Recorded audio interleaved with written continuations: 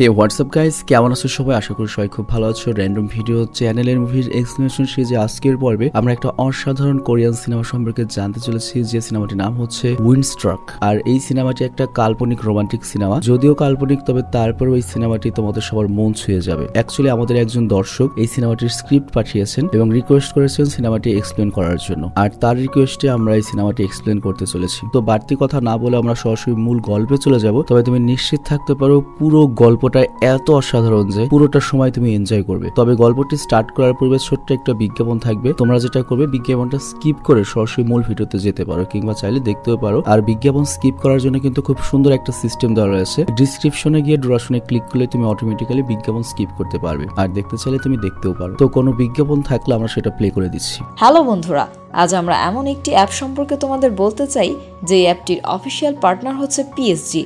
আর এখানে অনেকগুলো ম্যাচ খেলে ল্যাপটপ, আইফোন, স্মার্ট ওয়াচ ও আরও অনেক ক্যাশ প্রাইজ জেতার সুযোগ রয়েছে। আর এই অ্যাপটিতে সকল ধরনের লাইভ ম্যাচের রেজাল্ট দেখতে পারবে এবং এই ম্যাচের স্কোর অনুমান করে গেমও খেলতে পারবে। যেমন কোন টিম জিতবে, কোন টিম কত রান করবে, কে সর্বোচ্চ স্কোর করবে। এছাড়া বিভিন্ন ধরনের গেম রয়েছে, সেগুলো খেলেও ইনকাম করতে পারো। আর রেজিস্ট্রেশনের সময় আমাদের যে প্রোমো কোডটি রয়েছে রোনাল, এটা ব্যবহার করলে প্রথম ডিপোজিটে 26,000 টাকা পর্যন্ত বোনাস পেতে পারো। আর এই টাকা তুমি খুব সহজেই বিকাশ, ব্যাংক এবং অন্যান্য সহজ পদ্ধতির মাধ্যমে উঠাতে পারো। তো আর দেরি কিসের? ডেসক্রিপশনে প্রোমো কোড এবং পিন কমেন্টে প্রোমো কোড সহ সাইন আপ লিঙ্ক রয়েছে, সেটা ব্যবহার করো এবং ক্যাশ প্রাইজ জিতো। আর এখানে আরেকটা কথা মনে রেখো, আমরা যেই বিজ্ঞাপন দেই না কেন, অনলাইন থেকে টাকা আয় করা এত সহজ কোনো ব্যাপার নয়। তোমরা কোনো আর্থিক ক্ষতির সম্ভাবনা রয়েছে এমন কোনো ওয়েবসাইটে যাবে না। তো চলো এবার মূল ভিডিওতে চলে যাই। তো বিজ্ঞাপন শেষে আমরা মূল ভিডিওতে চলে আসলাম। তো যেমন বলেছি, এটা একটা কাল্পনিক সিনেমা। তো সিনেমার শুরুতে আমরা একটা মেয়েকে দেখতে পাই, যে অনেক উঁচু একটা বিল্ডিং এর ছাদে দাঁড়িয়ে রয়েছে। তো আমরা বুঝতে পারি সে সুইসাইড করতে যাচ্ছে, আর এরপরে মেয়েটি লাফ দিয়ে দেয়। আর এরপর মেয়েটি যখন শূন্যে ভাসছিল, তখন ব্যাকগ্রাউন্ড থেকে একটা ছেলের কণ্ঠ ভেসে আসে, মানে ব্যাকগ্রাউন্ড থেকে একটা ছেলে কথা বলতে শুরু করে। আর ছেলেটি বলা শুরু করে, এই মেয়েটিকে যে দেখতে পাচ্ছেন, এই মেয়েটির নাম হচ্ছে কিয়ং জিন, আর ও আমার প্রেমিকা। তবে ওর আর আমার ভালোবাসার গল্পটি আর 5টা ভালোবাসার গল্প থেকে অনেক আলাদা, আর সেই গল্পটি আমি আপনাদের এখন শোনাবো। তবে তার আগে আমি বলি ওর সাথে আমার পরিচয়টা কিভাবে হয়েছিল। তো এরপর ঘটনা চলে যায় হচ্ছে তার 2 বছর আগের ফ্ল্যাশব্যাকে, যেখানে একটা চোর একটা মহিলার পার্টস চুরি করে দৌড়ে পালাচ্ছিল, আর তার পেছনে একটা ছেলেও দাঁড়াচ্ছিল। আর এই ছেলেটার নাম হচ্ছে মিয়ং হুন। মানে বুঝতেই পারছো, এই ছেলেটাই কিন্তু আমাদের পুরো সিনেমার গল্পটা বলবে আর কি। তো যাই হোক, মিয়ং হুন আমাদের নায়ক যখন দৌড়াচ্ছিল ওই চোরের পেছনে, তখন সেখানে কিয়ং জিং নামের একটা মেয়ে চলে আসে, মানে যে মেয়েটাকে আমরা সিনেমার শুরুতে লাভ দিতে দেখলাম। তো এখানেও লক্ষ্য, কিয়ং জিন কিন্তু একজন পুলিশ অফিসার, নায়িকা পুলিশ অফিসার, আর সেভাবে আমাদের নায়ক হচ্ছে চোর। তো নায়ক যখন দেখতে পায় যে নায়িকা ওর পেছনে দৌড়াচ্ছে, তখন বলে, আরে তুমি আমার পেছনে দৌড়াচ্ছ কেন? চোর তো সামনে। কিন্তু কে শুনবে কার কথা? নায়িকা গাড়িকে আমাদের নায়ককেই ধরে ফেলে এবং থানায় ধরে নিয়ে চলে আসে। আর এখানে আমরা জানতে পারি নায়িকা কিন্তু খুব কট্টর একজন পুলিশ অফিসার। যদিও আজকে তার ডিউটি নেই, ছুটিতে ছিল, তবে তারপরেও মনে করো যে সামনে কোনো অকাম কুকাম পড়লে কোনো মাপ নাই। তো যাই হোক, থানায় আসার পরে আমাদের নায়ক বলে, আমি এখানে ওর নাম না বলে নায়কই বলবো, যাতে তোমাদের বুঝতে সুবিধা হয় আর কি। তো নায়ক বলে, আমি একজন পেশায় শিক্ষক, আমি অমুক জায়গার গার্লস স্কুলে মেয়েদেরকে ফিজিক্স পড়াই। তো আমাদের নায়িকা তখন ওর কাছে আইডি কার্ড চায়, আমাদের নায়ক আইডি কার্ডও দেয়। আর তারপর নায়ক বলে যে চোর ছিল অ্যাকচুয়ালি সামনে যে নীল শার্ট পরা লোকটি ছিল সে, আর তোমরা যদি চাও সেই চোরটার আমি স্ক্রেচও বানিয়ে দিতে পারবো, চেহারার ছবিও আঁকিয়ে দিতে পারবে। কিন্তু তখন আমাদের নায়িকা করে কি, আমাদের নায়ককে দেখে চোর মনে করে, এবং পুলিশ স্টেশনে একটা চোরের ছবি ছিল, সেই চোরের সাথে ওর ছবি মেলাতে যায়। আর মজার ব্যাপার হচ্ছে ওই চোরের সাথে ওর চেহারাটা অনেকটা মিলেও যায়, বাট বাকি সবাই বলে না ম্যাডাম, ওর চেহারা তো মিলছে না, এটা সে নয়। তো এর জন্য আমাদের নায়িকা ছেড়ে দেয়। আর তারপর আমাদের নায়ককে বলে, তাহলে তুমি চোরের চেহারা আর্ট করে দাও। তো এরপর আমরা দেখি আমাদের নায়িকারিকে ওই চোরের চেহারা সাদা একটা কাগজে স্ক্র্যাচ করে দেয়। আর তারপর মনে করো পুলিশ স্টেশন থেকে বের হয়ে আসে, কিন্তু সে যখন একটু সামনে যায় তখনই দেখতে পায় ওই চুরি করা ব্যাগটা সেটা ডাস্টবিনের পাশে পড়ে রয়েছে। তো আমাদের নায়ক সরল মনে ব্যাগটা হাতে নেয়, বাট তখনই পেছন থেকে নায়িকা পুলিশ অফিসার নায়িকা সুকে ধরে ফেলে এবং বলে, আমি জানতাম তুই চোর, তুই এখানে ব্যাগ রেখে পালিয়েছিলি। কিন্তু নায়ক তখন বারবার বলতে থাকে, আপনি আমাকে ভুল বুঝছেন, ভুটানের প্রেসিডেন্টের নানির কসম, আমি চোর নই। কিন্তু নায়িকা তো বুঝতে হবে কট্টর একটা অফিসার, সে নায়কের কোনো কথা শোনে না এবং আমাদের নায়ককে টানতে টানতে আবারও থানায় নিয়ে আসে। বাট থানায় আনার পরে দেখা যায় যে অ্যাকচুয়াল যে চোর, সেই চোরটাকে মিয়ং এর স্ক্র্যাচ করার ছবির উপর ভিত্তি করে অলরেডি বাকি পুলিশরা ধরে নিয়ে এসেছে। তো এবারের মতো আমাদের মনে করো নায়ক বাবাজি বেঁচে যায়। কিন্তু ফেরার পথে আমাদের নায়ক নায়িকাকে বলে, তোমার উচিত আমাকে সরি বলা। কিন্তু আমাদের নায়িকা তো কট্টর টাইপের মেয়ে, সে বলে, আমার ডিকশনারিতে সরি বলে কোনো শব্দ নেই, তবে হ্যাঁ তুমি একটা উচিলে আমার কাছ থেকে সরি শুনতে পারো, আর এর জন্য তোমার নিজের নাম সরি রেখে দাও, তাহলে আমি তোমাকে সরি বলতে বলতে পারি। চিন্তা করো ভাই। তো যাই হোক, এই কথা বলে নায়িকা সেখান থেকে চলে যায়। আর আমরা জানতে পারি আমাদের নায়িকা শহরে একাই থাকতো, তার বাবা বেঁচে নেই, মা গ্রামে থাকে। আর এর কিছুদিন পরে আমরা দেখি আমাদের নায়ক আবার থানায় আসে এবং সে করে কি একটা ডিউটি অফিসারকে বলে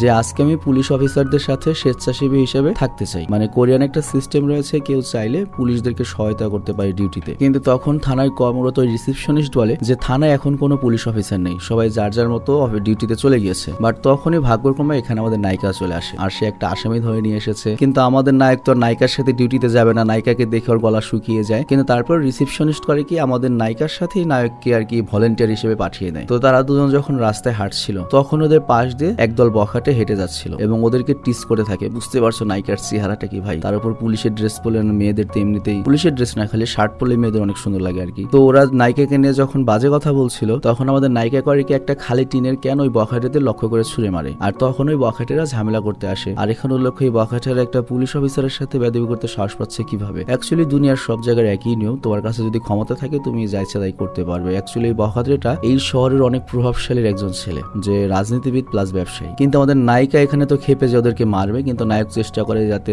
থামানো যায়। কিন্তু আমাদের নায়িকা তো নায়িকাই, সে থামার লোক নয়, সে চারটাকে ইচ্ছা মতো পেটায়। আর তখন ওই চারটা ছেলে বুঝতে পারে যে এটা মেয়ে হলে অনেক শক্তিশালী, আমরা পারবো না, তো ওরা পালিয়ে যায়। আর তারপর আমাদের নায়িকা দেখতে পায় যে একটা জায়গায় গোপন ভাবে ড্রাগ বেচা কেনা হচ্ছে। তো আমাদের নায়িকা যায় বাধা দিতে, কিন্তু নায়ক বলে আমাদের এত অন্ধকারে যাওয়া ঠিক হবে না, আমাদের বাসায় ফিরে যাওয়া উচিত। এই ধরনের লোকের অনেক ভয়ানক হয় আর এদের পেছনে অনেক গ্যাং থাকে। কিন্তু নায়িকা বলে আমি তো আমার দায়িত্ব এড়িয়ে যেতে পারি না। আর নায়ক যাতে পালিয়ে যেতে না পারে এজন্য নায়িকা করে কি তার নিজের সাথে একটা হাত করা পড়ায়, মানে নায়ককে আটকে ফেলে। আর তারপর তারা দুজনে স্মাগলারের পিছু নেয় আর ওদের ফলো করতে থাকে। তো এরপর দেখা যায় ওই স্মাগলারটা একটা দেয়াল পার হয়ে যায়। আর তারপর ওরা দুজনে অনেক কষ্ট করে দেয়ালটা পার হয় আর তারপর একটা গাড়ির পেছনে লুকিয়ে পড়ে। আর সেখানে ওরা দেখতে পায় যে শহরের দুইটা বড় গ্যাং নিজেদের মধ্যে লড়াই শুরু করেছে। অ্যাকচুয়ালি তারা একে অপরকে দোষারোপ দিচ্ছে যে আমাদের ফাঁসানোর জন্য তোরা পুলিশে আমাদের তথ্য দিয়েছিস। আর এই কথা বলে ওদের গোলাগুলি শুরু হয়ে যায়, এখানে অনেক লোক মারা যায়। ওই সুযোগে আমাদের নায়িকা করে কি ওই গ্যাং এর যে প্রধান ছিল তার পিছনে এবং ধরে ফেলে। বাট তারই মধ্যে আবার পুলিশের টিম চলে আসে আর ওই টিমের যে প্রধান সে তো আমাদের নায়িকার উপর খেপে যায়, কারণ সে এত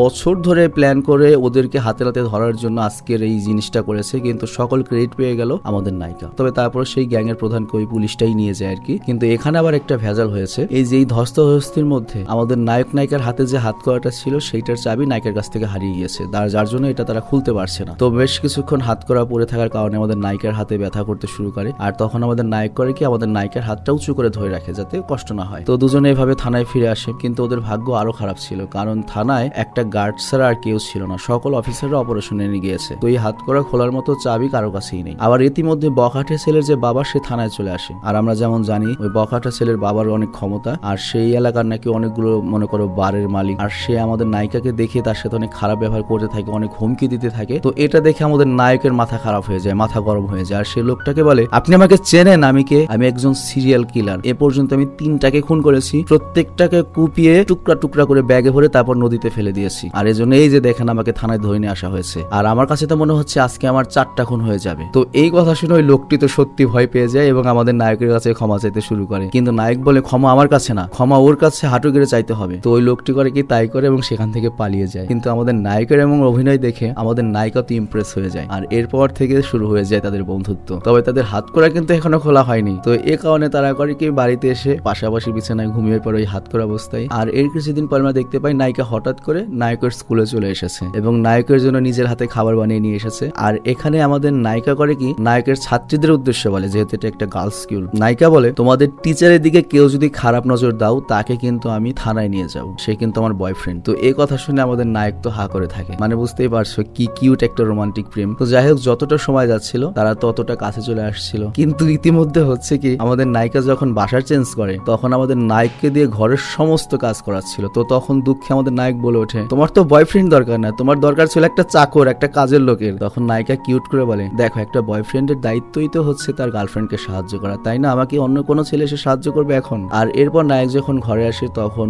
সে নায়িকার অনেকগুলো ছবি দেখতে পায় এবং সেখানে নায়িকার মতে আরেকজনকে সে দেখতে পায়। তো নায়ক জিজ্ঞেস করে এই মেয়েটাকে। তো নায়িকা তখন বলে ও হচ্ছে আমার বোন। তো নায়ক তখন বলে তোমার বোনের সাথে আমার পরিচয় করাবে না? নায়িকার তখন মন খারাপ হয়ে যায় এবং বলে ও পৃথিবীতে আর বেঁচে নেই। আর তারপর নায়িকা তার বোনের কথা বলতে থাকে যে তারা দুজনে আসলে যমজ বোন ছিল, তারা দেখতেও একই রকম ছিল। আর যেহেতু তারা একই রকম দেখতে ছিল এজন্য তাদের দুজনকে আলাদা দুটো স্কুলে ভর্তি করে দিয়েছিল যাতে কেউ ওদেরকে বুলিং না করে। আর দক্ষিণ কোরিয়াতে কেমন বুলিং হয় এটা কিন্তু আমরা সবাই মোটামুটি খুব ভালো মতো জানি। তো যাই হোক এখানে আবার একটা কথা রয়েছে গেছে। আমাদের নায়িকার যে বোন ছিল সে পড়াশোনা অনেক ভালো ছিল, কিন্তু আমাদের নায়িকা আবার উল্টো ছিল, তার পড়াশোনা ভালো লাগতো না, সে সারাদিন পিয়নে বাজাতে এবং মনে করো 420 টাইপ ছিল। এমনকি আমাদের নায়িকা যে পাস টাস করেছে সব বোনের জন্য, কারণ হুবু একই রকম চেহারা ছিল। আমাদের নায়িকার বোন করতে কি আমাদের নায়িকার আইডি কার্ড নিয়ে পরীক্ষা দিয়ে আসতো। তো ঠিক এরকমই একদিন আমাদের নায়িকার পরীক্ষা ছিল, বাট সে পরীক্ষা দিতে যায়নি, সে গিয়েছিল পিয়ানো কম্পিটিশনে। মানে ও পড়ালেখার ব্যাপারে সিরিয়াসই নয়। তো এই জন্য নায়িকার পরীক্ষা নায়িকার বোন দিতে যাচ্ছিল, কি করবে আর, বোন না হলে ফেল করে। কিন্তু রাস্তা পার হওয়ার সময় নায়িকার বোনের একটা গাড়ির সাথে ধাক্কা লাগে এবং সে মারা যায়। আর এই কারণে নায়িকা আজও তার বোন, যার নাম ছিল জিন, তার মৃত্যুর জন্য সে নিজেকে দায়ী করে। আর সে পুলিশও হয়েছে শুধুমাত্র তার বোনের জন্য, কারণ তার বোনের ছোটবেলা থেকেই স্বপ্ন ছিল সে একজন পুলিশ অফিসার হবে। আর তারপর আমাদের নায়িকা নায়ককে বলে, এবার তুমি তোমার জীবনের গল্প বলো। তো নায়ক তখন বলে, আমার জীবনে তেমন কোনো গল্প নেই, আমার শুধুমাত্র হাই স্কুলের একটা দিনের কথা মনে আছে। আর তারপর সে একটা ছবির কথা বলে। এখানে একটা গ্রুপ ছবি তোমরা দেখতে পাচ্ছ, এই ছবিটা একটু ভালো করে দেখাই। সামনে নায়কের বন্ধুদের দেখতে পাচ্ছ এবং পেছনে কয়েকটা মেয়েকে দেখতে পাচ্ছ, ভালো করে খেয়াল করে দেখো। এই ছবিটা অনেক গুরুত্বপূর্ণ আর কি, পরে কাজে লাগবে। তো যাই হোক, এরপর তারা দুজনে মিলে পুরো ফ্ল্যাটটা গোছাতে থাকে আর তাদের ভালোবাসাও এগোতে থাকে। আর তারপর আমাদের নায়ক করে কি একটা ম্যাগাজিনের পৃষ্ঠা ছিঁড়ে সেটা দিয়ে কাগজের প্লেন বানায় আর সেটাকে হাওয়ায় উড়িয়ে দেয়। আর এটাও এই সিনেমার অন্যতম গুরুত্বপূর্ণ একটা দৃশ্য, মানে স্ক্রিপ্টে এরকমই একটা কিছু লেখা রয়েছে। তো যাই হোক, এরপর রাতের বেলা তারা দুজনে একসাথে ডিনার করে আর তারপর নায়ক তার বাসায় ফিরে আসে। আর তার কয়েকদিন পরে তারা দুজনে একটা রেস্টুরেন্টে দেখা করে। তো এখানে নায়ক নায়িকাকে একটা বই উপহার দেয় আর এই বইয়ের প্রত্যেকটা পৃষ্ঠায় একটা ছেলে আর একটা মেয়ের কাছে আসার গল্প, মানে এত সুন্দরভাবে আঁকানো ছিল যে পৃষ্ঠা যত যাবে মনে হবে ওটা অ্যানিমেশনের মতো নড়াচড়া করছে, লাইভ হয়ে যাচ্ছে। তো এটা দেখে আমাদের নায়িকা অনেক খুশি হয়। তো যাই হোক, ওই রাতে ওরা দুজন বৃষ্টিতে ভিজে। আর পরের দিন নায়িকা করে কি নায়কের সাথে দেখা করতে আবার স্কুলে আসে, কিন্তু সেখানে গিয়ে নায়িকা নায়ককে খুঁজে পায় না। এ কারণে নায়িকার মন খারাপ হয়ে যায়। কিন্তু তখনই হঠাৎ করে আমাদের নায়ক সাহেব তার নতুন কেনা জিপ নিয়ে নায়িকার সামনে চলে আসে এবং নায়ক তখন বলে, আমি তোমাকে সারপ্রাইজ দিতে চেয়েছিলাম। এবং এখানের যে দৃশ্যটা আছে, নায়িকা যখন নায়ককে মনে করো ফেক একটা শুট করে, এটা এই সিনেমার ওয়ান অফ দ্য বেস্ট মানে সিন। আমি জানি না ভিডিও এডিটর এটা বুঝতে পারবে কিনা বা তোমাদের দেখাতে পারবে কিনা, আমি শিওর নই, বেস্ট একটা সিন ছিল। তো যাই হোক, এরপর নায়ক বলে, আমার অনেক দিনের ইচ্ছে ছিল তোমাকে নিয়ে একটা লং ড্রাইভে যাবো। তো নায়িকা তো খুশি হয়ে যায়। আর এরপরই চাকরি বাকরি বাদ তারা লং ড্রাইভে বের হয়ে যায়। মানে চিন্তা করো, যে নায়িকা এত সিরিয়াস ছিল তার জব নিয়ে, আজকে সেই নায়িকা কিসের তোর জব, আগে ফুর্তি কইরা লই। তো যাই হোক, তারা খুব খুশি ছিল। তারা মুক্ত বাতাসে হাত মিলে নিঃশ্বাস নিতে থাকে আর নায়ক এখানে চিৎকার করে বলতে থাকে, আমার মনে হয় আমি আগের জন্মে বাতাস ছিলাম আর আমি বাতাসের মতোই মুক্ত হতে চাই। আর শোনো, যদি আমি আবার এই পৃথিবীতে আসি আমি বাতাস হয়ে আসতে চাই। আর তারপর আমাদের নায়ক আবারও আমাদের নায়িকাকে বলে, আরেকটা কথা, যদি আমি কখনো মারা যাই, যদি তোমার আশেপাশে দমকা হাওয়া আসে তাহলে তুমি বুঝবে যে আমি তোমার আশেপাশে আছি। তো নায়িকা তখন নায়ককে থামিয়ে দেবে এবং বলে, ভবিষ্যতে কখনো এই ধরনের কথা বলবে না। আর এরপর তারা রাতে একটা ছোট ঘরে কাটায়। তো নায়ক করে কি আশেপাশে থেকে কাঠ জোগাড় করে আর নায়িকা করে কি সেখানে আগুন ধরায়। আর তারপর আগুনের আলোতে তারা দুজনে বসে ভালোবাসার গল্প করছিল। আমার তো এখানে আমাদের নায়ক নায়িকাকে বলে, আচ্ছা তুমি কি জানো আমাদের হাতের সবচেয়ে যে আঙ্গুলটা ছোট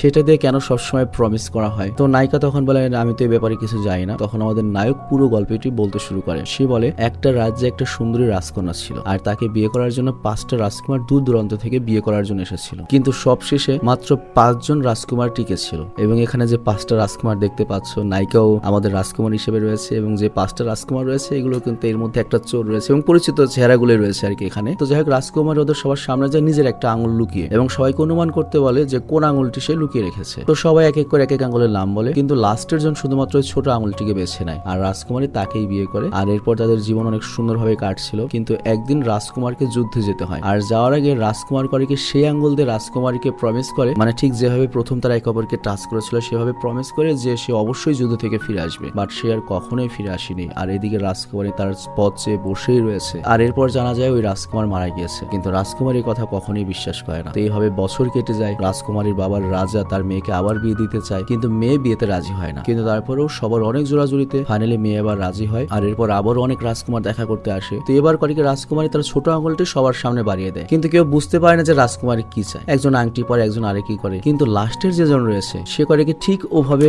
যেভাবে রাজকুমার আঙুল মেলাতো সেভাবে আঙুল মেলায়। আর তখন রাজকুমারী বুঝতে পারে এটাই তো আমার স্বামী মারা যায়নি। তো রাজকুমারী অনেক খুশি হয় আর এরপর তারা একসাথে রাত কাটায়। কিন্তু এখানে আসে আসল রহস্য। রাজকুমার বলে, আমি অনেক আগেই মারা গিয়েছি। তো এখানে আমি একটা জিনিস ভুল বলেছি। রাজকুমার যে মারা গিয়েছে, যুদ্ধে গিয়েছিল, সেটা 1 বছর হয়নি। সে যুদ্ধে গিয়েছিল আজ থেকে 49 দিন আগে। আই মিন স্ক্রিপ্টে এরকমই লেখা ছিল, ভুল লেখা ছিল আর কি। বাট এখানে লেখা রয়েছে যে রাজকুমার বলছে যে আমি মারা গিয়েছি আজকে 49তম দিন, আর 50তম দিনে আমার রাতেই পৃথিবী থেকে চলে যাবে। আর যেহেতু আমি প্রমিস করে গিয়েছিলাম যে আমি তোমার জন্য আবার ফিরে আসবো, তো এই কারণে সৃষ্টিকর্তা আমাকে একদিনের অনুমতি দিয়ে দিয়েছে তোমার সাথে থাকার জন্য। আর আমি জাস্ট আমার প্রমিসটা রক্ষা করার জন্য তোমার কাছে এসেছি। আর তারপরের দিনে আমাদের রাজকুমার মারা যায় এবং রাজকুমারের লাশ পেয়ে কষ্টে ভেঙে পড়ে। কিন্তু সেই কষ্ট বেশিক্ষণ সহ্য করতে পারে না, আর এই কারণে সেও আত্মহত্যা করে। আর তারপর ওই গল্প থেকে বর্তমানে চলে আসে কাহিনী। তো এখানে আমাদের নায়ক ও নায়িকাকে জিজ্ঞাসা করে, আমি যদি মারা যাই তাহলে তুমিও কি ওই রাজকুমারীর মতো মারা যাবে? নায়িকা তখন এর উত্তরই দিতে পারে না। তো যাই হোক, পরের দিন সকালবেলা যখন তারা দুজনে গাড়িতে করে ফিরছিল, তখনই হঠাৎ করে মনে করো সিকিম থেকে যেরকম ওই যে পাহাড় মনে করে ধস হয়ে পড়ে না, সেরকম পাহাড় ধস হয়ে পড়া শুরু করে। আর এর ফলে ওদের গাড়ি নিয়ন্ত্রণ হারিয়ে পাশে একটা লেকে পড়ে যায়। তো আমাদের নায়িকা তো কোনো রকমের গাড়ি থেকে বের হয়, বাট আমাদের নায়ক অজ্ঞান হয়ে গিয়েছিল। তবে তারপরে আমাদের নায়িকা অনেক কষ্ট করে আমাদের নায়ককে লেকের পাড়ে নিয়ে আসে, কিন্তু তখন ওই নায়কের আর জ্ঞান ফিরে আসে না। তো নায়িকা তখন অনেক চেষ্টা করে নায়কের জন্য, এবং সৃষ্টিকর্তা ওদের উপর সহায় ছিল, যার জন্য নায়কের আবার জ্ঞান ফিরে আসে। আর এরপর নায়কের জ্ঞান ফিরলে আমাদের নায়িকা বলে, আমি কোনোভাবে ওই রাজকুমারীর মতো আমার রাজকুমারকে হারাতে চাই না। তো যাই হোক, এর পরের দিনগুলোতে তারা দুজনে আবার ব্যস্ত হয়ে যায়। আমাদের নায়িকা অপরাধীদের পেছনে ছুটতো আর নায়ক স্কুলে পড়াতো। কিন্তু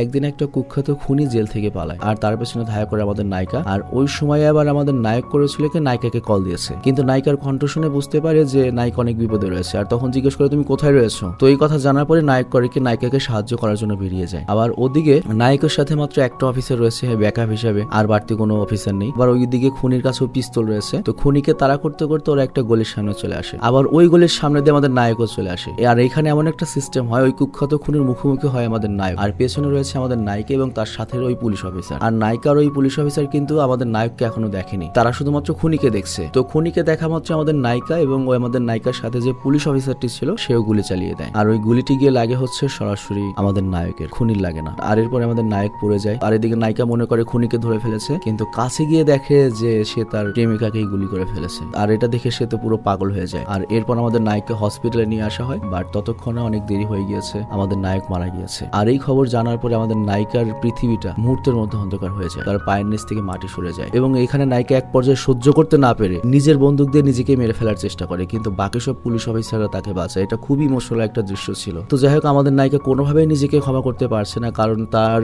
প্রেমিকের মৃত্যুর জন্য সে নিজেকেই দায়ী করছে। সে অনেকভাবে নিজেকে মারার চেষ্টা করে, বাট প্রতিবারই কোনো না কোনো ভাবে সে বেঁচে যায়। মানে সৃষ্টিকর্তা যদি তোমাকে না নিতে চায় তাহলে তুমি মরবে কিভাবে? কিন্তু হঠাৎ এর মধ্যে একদিন একটা কাগজের বিমান এসে তার সামনে পড়ে, আর সে যখন ওই বিমানটি হাতে নেয় তখন তার মনে পড়ে আমাদের নায়কের কথা। আর এর সাথে এটাও মনে পড়ে তার প্রেমিক তাকে বলেছিল সে যদি মারা যায় তাহলে তার আশেপাশে আবারও বাতাস হয়ে ফিরে আসবে। তো এরপর আমাদের নায়িকা করে কি বাসায় এসে ওই কাগজের প্লেনটি খোলে, এবং সে অবাক হয়ে যায় এটা সেই প্লেনটাই ছিল যেটা মিয়ং নিজের হাতেই বাসায় বসে বানিয়েছিল। তো অবাক হয়ে যায় এটা কিভাবে ওর সামনে আসতে পারে এতদিন পরে। তো যাই হোক, তখনই দমকা বাতাস বয়, আর আমাদের নায়িকা বুঝতে পারে তার মানে আমাদের নায়ক এখানেই আসে। আর এটা আরো ভালো মতো ফিল করার জন্য আমাদের নায়িকা করে কি অনেকগুলো কাগজের পাখা বানায়, যাতে যখন বাতাসগুলো আসে ওগুলো ঘুরতে থাকে এবং আমাদের নায়িকা বুঝতে পারে যে নায়ক আশেপাশে রয়েছে। আর তারপর আমাদের নায়িকা করে কি একটা ক্যালেন্ডারের উপর 31 তারিখের উপর দাগ দেয়, আর এই 31 তারিখ হবে হচ্ছে আমাদের নায়কের মৃত্যুর 49তম দিন। মানে সেই গল্পের মতো করে আমাদের নায়িকাও বিশ্বাস করে যে আমাদের নায়কের আত্মা এই পৃথিবী থেকে চিরতরে চলে যাওয়ার আগে অবশ্যই তার সাথে সে একবার হলেও দেখা করবে, আর সে ওই 49 দিনে আসবে, আর ওই পর্যন্ত তাকে যে কোনো ভাবে বেঁচে থাকতেই হবে। তো যাই হোক, এরপর থেকে আমাদের নায়িকা অন্যরকম হয়ে যায়, তার ভেতরে ভয় বলে কিছু নেই। মনে করো যে কোনো মিশনে চলে যায়, মরলে মরলাম, বাঁচলে বাঁচলাম। তো একদিন নায়িকা করে কি সেই অপরাধীর খোঁজ পায়, সেই খুনির খোঁজ পায় যার জন্য নায়ক মারা গিয়েছে। তো নায়িকা সেই খুনির পিছু করে আর তাকে তাড়া করে প্রায় ধরে ফেলেছিল। আর এরপর যখন গুলি করতে যাবে তখনই খুনিটা করে কি সামনে একটা বাচ্চাকে ঠেলে দেয়। এ কারণে আমাদের নায়িকার গুলি করতে পারে না, বাট ওই সুযোগে ওই খুনি করে কি আমাদের নায়িকাকে গুলি করে দেয়, যে কারণে আমাদের নায়িকা মাটিতে পড়ে যায়। কিন্তু তখন আমাদের নায়িকার যে সহকারী পুলিশ অফিসার ছিল সে করে ওই খুনিকে ডাইরেক্ট শুট করে মেরেই ফেলে। বাট এদিকে আমাদের নায়িকার অবস্থা খুব খারাপ হয়ে যায়, তাকে হসপিটালে ভর্তি করা হয়, তাকে বাঁচানোর অনেক চেষ্টা করা হতে থাকে। আর তখন আমাদের নায়িকা চলে যায় হচ্ছে কল্পনা, আমাদের নায়িকা বর্তমানে কোমায় থেকে এই স্বপ্নটা দেখছে, সে স্বপ্নে নায়ককে দেখতে পায় আর তার পিছু নাই। কিন্তু আমাদের নায়ক আমাদের নায়িকাকে না চেনার ভান করে এবং বলে আপনি ভুল মানুষের পেছনে দৌড়াচ্ছেন। কিন্তু নায়িকা বলে তুমি এমন করছো কেন? তুমি তো বেঁচে রয়েছো, দিব্যি বেঁচে রয়েছো, তুমি আমার জীবনে কেন ফিরে আসছো না? আমি কত কষ্ট আছি তুমি জানো? কিন্তু নায়ক তখন বলে এটা সত্য আমি বেঁচে নেই, কিন্তু এটা সত্য তুমি এখনো বেঁচে রয়েছো, আর হয়তো আমি তোমার ছিলাম না সেজন্য এখন নেই, তোমার যে হবে সে তোমার সামনে আসবে, আর এজন্যই তোমাকে বেঁচে থাকতে হবে। তো এরপর ঘটনা বর্তমানে চলে আসে, আর আমরা দেখি নায়িকার হার্টবিট বাড়তে শুরু করে এবং নায়িকার জ্ঞান ফিরে এবং সে কোমা থেকে বের হয়ে আসে। তো এরপর নায়িকার যখন জ্ঞান ফিরে আসে নায়িকা জানতে পারে আজকে 31 তারিখ, মানে নায়কের মৃত্যুর 49তম দিন। তো এটা জানার পরে আমাদের নায়িকা তো পুরো পাগল হয়ে যায়, আর তখনই সে বাইরে একটা কাগজের প্লেন উড়ে আসতে দেখে, আর সে বুঝতে পারে আজকে অবশ্যই তার নায়কের সাথে দেখা হবে। আর তারপর আমাদের নায়িকা তার বাসায় চলে আসে, আর সে সকল জানালা খুলে দেয়। আর এরপর হঠাৎ করে দমকা হয়, ঘর একদম ভরে যায় এবং সব দিকে কাগজ উল্টো পাল্টো হতে থাকে, কাগজের ফ্যানগুলো জোরে জোরে ঘুরতে থাকে। আর তখনই হঠাৎ করে আমাদের নায়িকা বুঝতে পারে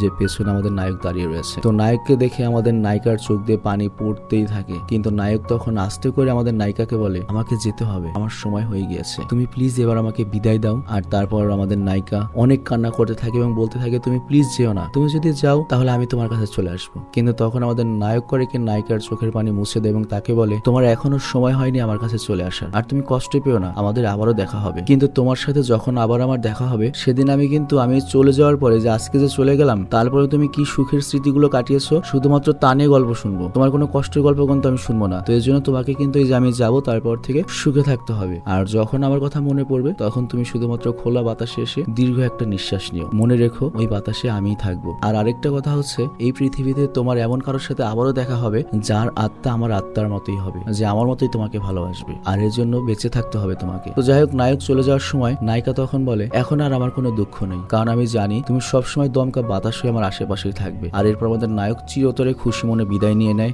আর এভাবে বেশ কিছুদিন কেটে যায়। আর আমাদের নায়িকা কিন্তু এখন আর মারা যেতে চায় না, কারণ আমাদের নায়ক মারা যাওয়ার আগে বা তার আত্মা দুনিয়া থেকে চলে যাওয়ার আগে আমাদের নায়িকাকে বাঁচিয়ে দেওয়া শিখিয়ে গিয়েছে। তো এরই মধ্যে একদিন নায়িকার কাছে একটা পার্সেল আসে, আর সে পার্সেল খুলে একটা বই দেখতে পায়। আর এই বইটা ছিল তার ঠিক ওই বইটার মতোই যেটা আমাদের নায়ক নায়িকাকে দিয়েছিল। তো বইয়ের শেষ পৃষ্ঠায় সে একটা ছবি পায়, আর এই ছবিটা আমরা সিনেমার মাঝখানে দেখেছিলাম। আমাদের নায়ক বলেছিল যে আমার হাই স্কুলের খালি একটা কথাই মনে আছে, তো এই ছবিটার কথাই কিন্তু সে বলেছিল। এবং এখানে আমরা একটা গ্রুপ ছবি দেখতে পাই। তো এখানে আমাদের নায়িকা ভালো করে যখন খেয়াল করে তখন সে দেখতে পায় যে নায়কদের যে গ্রুপ ছবি ছিল তার পেছনে 3টা মেয়ে দাঁড়িয়ে রয়েছে, তার মধ্যে একটা স্বয়ং আমাদের নায়িকা। তো এটা দেখে আমরা বুঝতে পারি যে আমাদের নায়ক মূলত অনেক আগে থেকেই আমাদের নায়িকাকে চিনতো, কিন্তু কখনো সে এগিয়ে গিয়ে কথা বলেনি। আর তখনই ব্যাকগ্রাউন্ড থেকে নায়কের কণ্ঠ ভেসে আসে, আর সে বলে আমি তোমাকে বলেছিলাম তোমার জীবনে আমার মতোই কেউ আসবে। যেমন দেখো আমাদের এর আগেও দেখা হয়েছিল, কিন্তু আমরা জানতাম না যে একসময় আমরা এত ক্লোজ হব। তো এরকমও হয়তো অনেকের সাথে তোমার দেখা হয়েছে আগে, যাদের তুমি চেনো না, হয়তো সে তোমার আরো ঘনিষ্ঠ হবে, আর সে খুব তাড়াতাড়ি হয়তো তোমার কাছে চলে আসবে। তো এরপরে কি মনে করে আমাদের নায়িকা যায় স্টেশনে, আর তার মাথায় খালি আমাদের নায়কের কথাই ছিল। আর এই কারণে তার খেয়ালও ছিল না যে সে ট্রেন লাইনের উপরই পা দিয়ে রেখেছে। আর অন্যদিক থেকে ট্রেনটা প্রায় ওর কাছেই চলে এসেছে, ওকে মেরেই দেবে। তখনই কেউ একজন আমাদের নায়িকাকে পেছনে টেনে নিয়ে আসে, আর এটা ছিল একটা ছেলে। আর এরপর নায়িকা যখন ছেলেটির মুখের দিকে তাকায় তখনই তার আমাদের নায়কের কথা মনে পড়ে যায়, কারণ আমাদের নায়ক বলেছিল তোমার জীবনে আমার মতোই হুট করে কেউ চলে আসবে। আর তখন ব্যাকগ্রাউন্ড থেকে আবারও আমাদের নায়ক বলে ওঠে দেখো সত্যিকারের ভালোবাসা হলো তার ভালোবাসার মানুষটাকে সবসময় ভালো রাখা। তো তুমি যদি পৃথিবীতে ভালো থাকো আমি উপরেও ভালো থাকবো, আর আজকে আমার দায়িত্ব শেষ। আর এরপর থেকে আমি তোমার ভালো থাকার দিনগুলোর গল্প শোনার অপেক্ষায় থাকবো, আর ততদিন পর্যন্ত বিদায়। তো যাই হোক, এখানেই অসাধারণ গল্পটি শেষ হয় এবং আমি আশা করছি তোমাদের গল্পটা অনেক পছন্দ হয়েছে। এবং আমাদের এই গল্পটি যে পাঠিয়েছে তাকে অসংখ্য ধন্যবাদ জানিয়ে আজকের ভিডিওটা আমি শেষ করছি। ভালো থেকো, সুস্থ থেকো, টেক কেয়ার, বাই বাই।